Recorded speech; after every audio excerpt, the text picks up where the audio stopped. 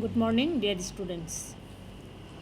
ইতিমধ্যে আমি ডাকযোগে শিক্ষা বা পত্ৰযোগে শিক্ষা বা যোগাযোগ শিক্ষাৰ ঐতিহাসিক পটভূমি অৰ্থাৎ ইয়াৰ উৎপত্তি সম্পৰ্কে পঢ়িছোঁ আৰু সেই উৎপত্তিৰ পৰা আমি গম পাইছোঁ যে ডাকযোগে শিক্ষা ব্যৱস্থা কোনে আৰম্ভ কৰিছে, কেতিয়া আৰম্ভ হৈছে, হয়নে নহয়? তো আজি আমি সেই ডাকযোগে শিক্ষা ব্যৱস্থা কি, কাক কয়, এই ডাকযোগে শিক্ষা ব্যৱস্থা সম্পৰ্কে কোঠাৰী আয়োগে কি পৰামৰ্শ আগবঢ়াইছে সেই সম্পৰ্কে আমি পঢ়িম। এতিয়া ইয়াতে তোমালোকৰ ফাৰ্ষ্ট কুৱেশ্যন আহিব যে ডাকযোগে শিক্ষা ব্যৱস্থা বা পত্ৰযোগে শিক্ষা ব্যৱস্থা বা যোগাযোগ শিক্ষা ব্যৱস্থা বুলিলে কি বুজা? আমি চিম্পল বুজি পাম, কাৰণ আমি এই পইণ্টৰ পৰা বা টপিকটোৰ পৰা গম পাই আছোঁ যে ডাকযোগে, কাৰণ যি শিক্ষণীয় বিষয়বস্তু ডাকযোগে পঠাই দিয়া হয়। গতিকে আমি ধুনীয়াকৈ লিখিম যে বিদ্যালয় আৰু অন্যান্য শিক্ষানুষ্ঠানসমূহে যেতিয়া শিক্ষণীয় বিষয়বস্তুসমূহ ছাত্ৰ ছাত্ৰীসকললৈ ডাকযোগে পঠিয়াই দিয়ে তেতিয়া তাক ডাকযোগে শিক্ষা ব্যৱস্থা বুলি কোৱা হয়। আমি কি পালোঁ? ডাকযোগে শিক্ষা ব্যৱস্থা একদম চিম্পুল, যে যেতিয়া শিক্ষানুষ্ঠানসমূহ বা বিদ্যালয়সমূহে বা উচ্চ শিক্ষাৰ অনুষ্ঠানসমূহে শিক্ষণীয় বিষয়বস্তুসমূহ ছাত্ৰ ছাত্ৰীসকললৈ ডাকযোগে পঠাই দিয়ে তেতিয়া তাক কি বুলি কোৱা হয়? ডাকযোগে শিক্ষা ব্যৱস্থা বুলি কোৱা হয়। আৰু আমি জানো যে এই ডাকযোগে শিক্ষা ব্যৱস্থা কেতিয়া আৰম্ভ হৈছে বা প্ৰৱৰ্তন কেতিয়া হৈছে? আমি জানো 19 শতিকাৰ প্ৰথমাৰ্ধতে, বা ইয়াতে ধুনীয়াকৈ দি আছে 19বিংশ শতাব্দীৰ শেষভাগ আৰু বিংশ শতাব্দীৰ প্ৰথম দশকৰ পৰা, অৰ্থাৎ আমি একে কথাতে ক'ব পাৰোঁ 19 শতিকাৰ প্ৰথমাৰ্ধতে, অৰ্থাৎ 1840 চনতে কি কৰিছিলে? আইজাক পিটমেনে এই যোগাযোগ শিক্ষাৰ ব্যৱস্থাৰ প্ৰৱৰ্তন কৰিছিলে। কিন্তু শিক্ষাৰ ক্ষেত্ৰত ইয়াক কাৰ্যকৰী ৰূপ কোনে দিছিলে? আমি ইতিহাস যেতিয়া পঢ়িছিলোঁ তেতিয়া পাইছিলোঁ সেই ব্যক্তিজন কোন আছিলে? ছুইডেনৰ, আৰু তেওঁৰ নাম আছিলে হেন্স এন্স হাৰমট। তেওঁ 1898 চনত ইয়াক যোগাযোগ পাঠ্যক্ৰমৰ ক্ষেত্ৰত এক কাৰ্যকৰী ৰূপ দিছিলে। যেই নহওক এইখিনি আমি পাইছোঁ। গতিকে আমি আৰু এটা কথা ইয়াৰ লগতে জানিব লাগিব, সেইটো আমি জানো যে আমাৰ ভাৰতবৰ্ষত ডাকযোগে শিক্ষা ব্যৱস্থা কেতিয়া আৰম্ভ কৰা হয়? 1962 চন। কোন বিশ্ববিদ্যালয় আৰম্ভ কৰিছিলে? প্ৰথমতে দিল্লী বিশ্ববিদ্যালয় আৰম্ভ কৰিছিলে। আৰু ইয়াৰ লগতে আমি আৰু এটা কথা জানো যে আমাৰ অসমত ডাকযোগে শিক্ষা ব্যৱস্থা কেতিয়া আৰম্ভ হৈছিলে? 1998। আৰু কোন বিশ্ববিদ্যালয় আৰম্ভ কৰিছিলে? গুৱাহাটী বিশ্ববিদ্যালয় আৰম্ভ কৰিছিলে। গতিকে আমি ইয়াতে কি গম পালোঁ যে ডাকযোগে শিক্ষা ব্যৱস্থা কাক বোলে? শিক্ষণীয় বিষয়বস্তুসমূহ যেতিয়া শিক্ষানুষ্ঠানসমূহে ছাত্ৰ ছাত্ৰীসকললৈ ডাকযোগে পঠিয়াই দিয়ে তেতিয়া তাক ডাকযোগে শিক্ষা ব্যৱস্থা বুলি কোৱা হয়।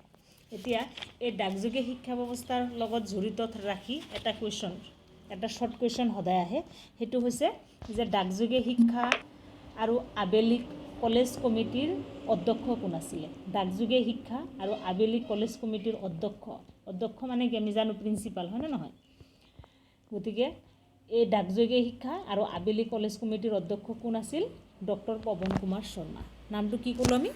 কি পালোঁ আমি? ডক্টৰ পৱন কুমাৰ শৰ্মা। এইটো কুৱেশ্যন সদায় আহে। আৰু এই ডাকযোগে শিক্ষাৰ লগত জড়িত থকা আৰু এটা শ্বৰ্ট কুৱেশ্যন তোমালোকৰ আহে, যেনেকুৱা SLMৰ সম্পূৰ্ণ নাম কি? SLM, চেল্ফ লাৰ্ণিং মেটেৰিয়েল, অৰ্থাৎ আত্মশিক্ষণ সঁজুলি। কাৰণ আমি জানো যে ডাকযোগে শিক্ষা ব্যৱস্থাত শিক্ষাৰ্থীয়ে নিজেই কি কৰিব লাগে? পঢ়িব লাগে।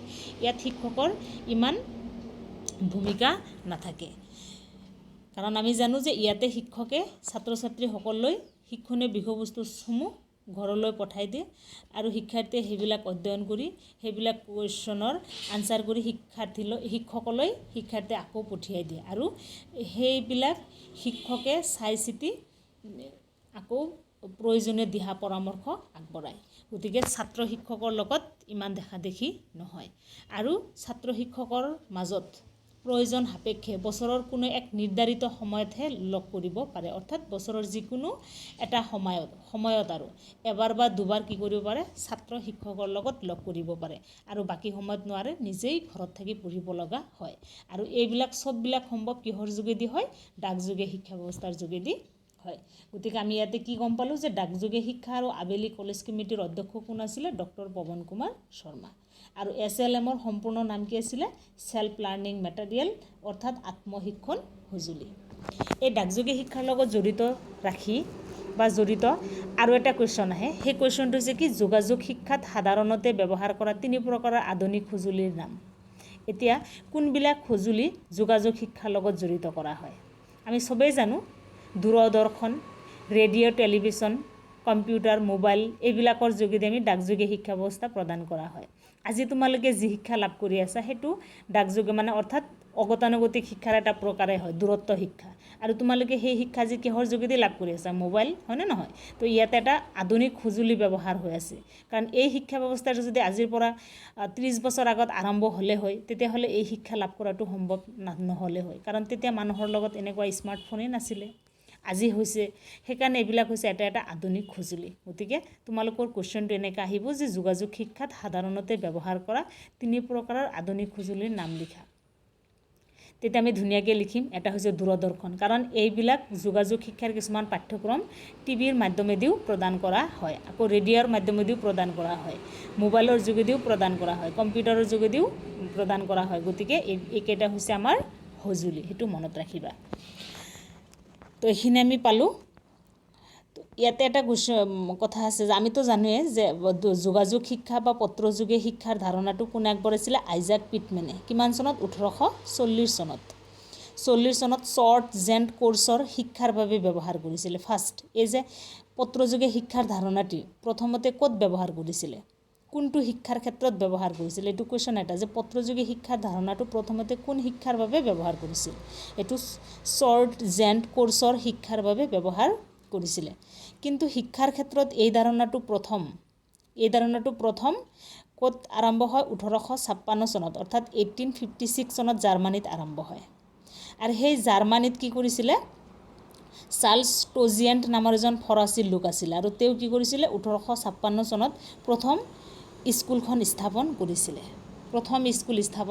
ডাকযোগে শিক্ষা প্ৰদান কৰাৰ প্ৰথম স্কুল কেতিয়া স্থাপন কৰিছিলে 1856 চনত ক'ত স্থাপন কৰিছিলে জাৰ্মানীত কোনে স্থাপন কৰিছিলে চাৰ্লছ টজিয়েণ্ট নামৰ এজন ফৰাচী লোকে কি কৰিছিলে স্থাপন কৰিছিলে গতিকে আমি এইখিনি গম পালোঁ তাৰপিছত আমি কি গম পালোঁ যে ভাৰতবৰ্ষত ডাকযোগে শিক্ষা 1962 চনত কি কৰা হয় প্ৰদান কৰা হয় এইখিনি আমি পাইছোঁ গতিকে ইয়াৰ পিছত আমি পঢ়িম এই যে ডাকযোগে শিক্ষা ব্যৱস্থা সম্পৰ্কে কোঠাৰী আয়োগে কেইটামান পৰামৰ্শ আগবঢ়াইছিল আৰু সেই পৰামৰ্শকেইটা 1962 চনত আগবঢ়াইছিল অৰ্থাৎ 1962 চনত আগবঢ়াইছিলে তাৰে নাম্বাৰ 1টো হৈছে কি পূৰ্ণ অথবা অংশকালীন শিক্ষা ল'বলৈ অসমৰ্থ হেজাৰ লোকৰ বাবে ব্যাপকভাৱে ডাকযোগে শিক্ষাৰ ব্যৱস্থা কৰা এতে কি কৈছে যে পূৰ্ণ অথবা অংশকালীন আমি জানো যিবিলাকে পূৰ্ণ মানে হৈছে তোমাৰ পাৰ্মানেণ্ট আৰু অংশকালীন মানে হৈছে পাৰ্ট টাইম যিবিলাক লোকে পাৰ্ট টাইম আৰু কিছুমান লোকে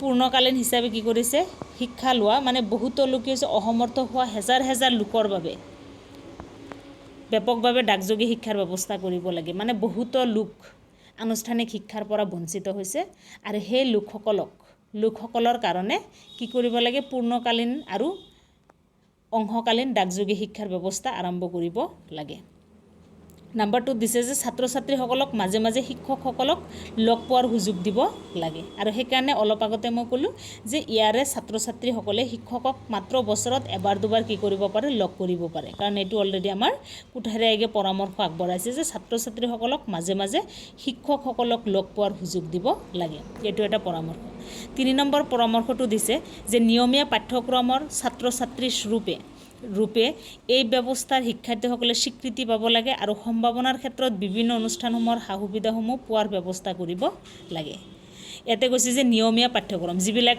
আনুষ্ঠানিক শিক্ষাৰ যোগেদি শিক্ষা লাভ কৰি আছে আনুষ্ঠানিক শিক্ষাৰ যোগেদি শিক্ষা লাভ কৰা শিক্ষাৰ্থীসকলে যেনেকুৱা স্বীকৃতি পাই আছে কেনেকুৱা স্বীকৃতি ধৰা মাৰ্কশ্বিট চাৰ্টিফিকেট চব পাই আছে স্কলাৰশ্বিপ পাই আছে ঠিক তেনেকুৱাকৈ এই অগতানুগতিক শিক্ষা অৰ্থাৎ যোগাযোগ শিক্ষাৰ যোগেদি লাভ কৰা শিক্ষাৰ্থীসকলেও মানে সমান সা সুবিধা আগবঢ়াব লাগে আৰু সমান স্বীকৃতি প্ৰদান কৰিব লাগে এই ক্ষেত্ৰত কোনো ধৰণৰ অনিয়ম কৰিব নালাগে অৰ্থাৎ কোনো ধৰণৰ ব্যতিক্ৰম কৰিব নালাগে তাৰ পিছত 4 নম্বৰত দিছে এই শিক্ষাৰ সহায়ক হোৱাকৈ ৰেডিঅ' আৰু দূৰদৰ্শন কাৰ্যসূচী যোগ্যত কৰা উচিত আৰু অলৰেডি কৰিছে আৰু সেইকাৰণে অলপ আগত যে পালা যে যোগাযোগ শিক্ষা ব্যৱস্থাত ব্যৱহাৰ হোৱা কিছুমান আধুনিক সঁজুলি এয়া ৰেডিঅ' দূৰদৰ্শন কাৰণ এইবিলাক ৰেডিঅ' দূৰদৰ্শনৰ যোগেদিও কিছুমান কাৰ্যসূচী যোগ্যত কৰি শিক্ষাৰ্থীসকলৰ সহায়ক হোৱাকৈ প্ৰচাৰ কৰা হয় নাম্বাৰ 5ত দিছে কৃষি উদ্যোগ আদিৰ লগত জড়িত কৰ্মীসকলৰ উৎপাদন ক্ষমতা বৃদ্ধি কৰাত সহায় কৰিবৰ বাবে বিশ্ববিদ্যালয়ৰ ডিগ্ৰীৰ উপৰিও এই ক্ষেত্ৰসমূহৰ ডাক শিক্ষাৰ ব্যৱস্থা কৰিব লাগে। তাৰমানে কৈছে যে কৃষি উদ্যোগ আদিৰ লগত জড়িত কৰ্মীসকলৰ ক্ষমতা বৃদ্ধি কৰিবলৈ, মানে কৈছে যে বহুতো আমি জানো যে যোগাযোগ শিক্ষা কোনে লাভ কৰে, যিবিলাক ব্যক্তি আনুষ্ঠানিক শিক্ষাৰ পৰা বঞ্চিত হৈছে, অৰ্থাৎ যিবিলাক ব্যক্তি বিভিন্ন কৰ্মৰ লগত কি হৈছে জড়িত হৈছে। গতিকে এনেকুৱা নহয় যে বহুত মানুহে কিছুমানে দোকান কৰি আছে, কিছুমানে বিজনেছ কৰিছে, সেনেকুৱা নহয়। বহুতো মানুহ কি হৈছে কৃষিৰ লগতো কি হৈ আছে জড়িত হৈ আছে। গতিকে এই কৃষি উৎপাদন ক্ষমতা বৃদ্ধি কৰিব পৰাকৈ এই যোগাযোগ শিক্ষাটো কিছুমান পাঠ্যক্ৰম প্ৰদান কৰিব লাগে, যিবিলাক পঢ়ি ইয়াৰে শিক্ষাৰ্থীসকলে তেওঁলোকৰ সেই ব্যক্তিগত দক্ষতাৰ কি কৰিব পাৰে, বিকাশ সাধন কৰিব পাৰে। তাৰপিছত দিছে শিক্ষক প্ৰশিক্ষণৰ বাবে এই শিক্ষাৰ ব্যৱস্থা কৰিব লাগে। ইয়াৰে যিবিলাক ডাকযোগে শিক্ষা ব্যৱস্থাত যিবিলাক শিক্ষকে শিক্ষা প্ৰদান কৰে, সেই শিক্ষকসকলৰ কাৰণে প্ৰশিক্ষণৰ ব্যৱস্থা কৰিব লাগে। গতিকে একেটা আমাৰ যোগাযোগ শিক্ষাৰ ক্ষেত্ৰত কোঠাৰী আয়োগে পৰামৰ্শ আগবঢ়াইছে। গতিকে তোমালোকৰ এনেকৈ আহিব পাৰে যে কোঠাৰী আয়োগে যোগাযোগ শিক্ষাৰ ক্ষেত্ৰত কি পৰামৰ্শ আগবঢ়াইছে, তেতিয়া আমি একেটা পৰামৰ্শ দিম। ঠিক আছে। গতিকে ইয়াৰ পিছত তুমি মুঠতে ইয়াতে দিছে যে মুঠতে অগতানুগতিক শিক্ষাৰ মূল উদ্দেশ্যসমূহ হৈছে যে এই বিভিন্ন কাৰণত নিয়মতান্ত্ৰিক বিদ্যালয়ৰ পৰা বঞ্চিত হ'ব লগা হোৱা ব্যক্তিসকলক এই শিক্ষাৰ এক বিকল্প পন্থা প্ৰদান কৰে। এইটো এটা উদ্দেশ্য, মানে যিবিলাক ব্যক্তি আনুষ্ঠানিক শিক্ষাৰ পৰা বঞ্চিত হৈছে। গতিকে এইখিনিতে আমি আৰু কি পাম যে যোগাযোগ শিক্ষাৰ কিছুমান মূল উদ্দেশ্য। তোমালোকৰ যদি আহে যে যোগাযোগ শিক্ষাৰ 2টা বা 3টা বা 4টা উদ্দেশ্য লিখা, তাৰ আমি ইয়াত নাম্বাৰ 1 লিখিম যে বিভিন্ন কাৰণত নিয়মতান্ত্ৰিক, অৰ্থাৎ নিয়মতান্ত্ৰিক মানে হৈছে আনুষ্ঠানিক, কাৰণ আনুষ্ঠানিক শিক্ষাত বিভিন্ন নীতি নিয়ম থাকে। তো সেইকাৰণে আমি ক'ম যে বিভিন্ন কাৰণত নিয়মতান্ত্ৰিক বিদ্যালয়ৰ শিক্ষাৰ পৰা বঞ্চিত হোৱা ব্যক্তিসকলক এই শিক্ষাৰ নিচিনাকৈ, কোন শিক্ষা, এই আনুষ্ঠানিক শিক্ষাৰ নিচিনাকৈ এক বিকল্প শিক্ষাৰ পন্থা প্ৰদান কৰা। দ্বিতীয়তে দিছে এই শিক্ষা কম ব্যয় সাপেক্ষভাৱে সমাজৰ দুখীয়া লোকসকলৰ বাবে শিক্ষাৰ সুবিধা আগবঢ়োৱা। তাৰমানে এই শিক্ষা কম হয়